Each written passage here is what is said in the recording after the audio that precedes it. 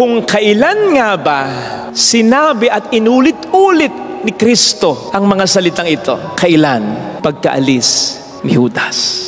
But it wasn't like, ay salamat, umalis na ang Judas. Mag-inuman na tayo, magkain na tayo, wala na ang problema.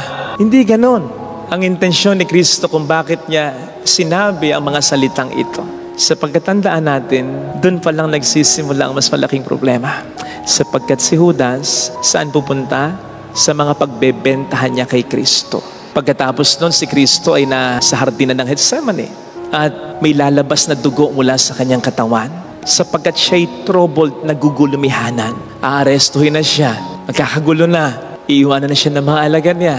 Itatatwa pa siya ni Pedro nang hindi lang isa kundi makatatlo. Litisin na siya. Hahagupitin na siya. Yung panghagupit na nakikita natin sa pelikulang The Passion, ha?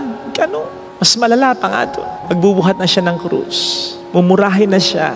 Ihiyain na siya. Huhubaran na siya. Ipapako pa. Patay na siya. So nagsisimula pa lang ang problema pagkaalis ni Judas. Kaya nga, very meaningful. Gabi na noon. Darkness. And yet, immediately, repeatedly, sinabi ni Jesus, karangalan, kadakilaan ng Diyos. Glorification, glory. Immediately, repeatedly, after Judas left. So parang, yata tama. Ano to? Nahaligaw lang yung siping ito? Off yata. Papahirapan ka na, papatayin ka na, magsasaya ka pa, ikararangal mo pa.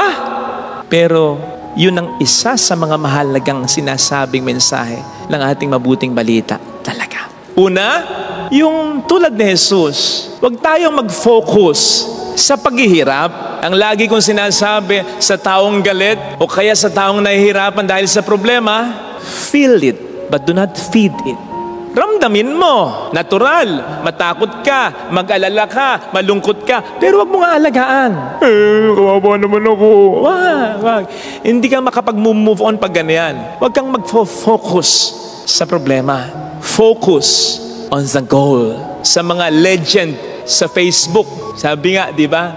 And only a legend knows this. Focus lang sa goal. And the ultimate goal as Christians is heaven. Diba? Sa langit wala nang pagdurusa. Sa langit wala nang paghihirap. Pero hindi lang dyan. Kasi bago tayo mapunta ng kalangitan, ipe-prepare muna tayo ng Diyos para dyan. Kung may ultimate goal, may mga small goals. Yung mas maging matyaga tayo, yung mas maging masakripisyo tayo, yung mas mapalapit tayo sa Diyos, yung mas maging wise tayo, yung mas maging determinado tayo, yung mas matuto tayong tumayo sa ating mga sariling mga paa. Lahat ng ito kinakailangan sa biyaya at awa ng Diyos upang ma-form ang ating karakter and therefore upang ma-prepare tayo papuntang kalangitan at makatutulong ang ating mga sufferings diyan. Hindi nga ba, mas matatag ka ngayon, mas madiskarte ka ngayon, mas malapit ka ngayon sa Panginoon dahil sa mga problemang naranasan.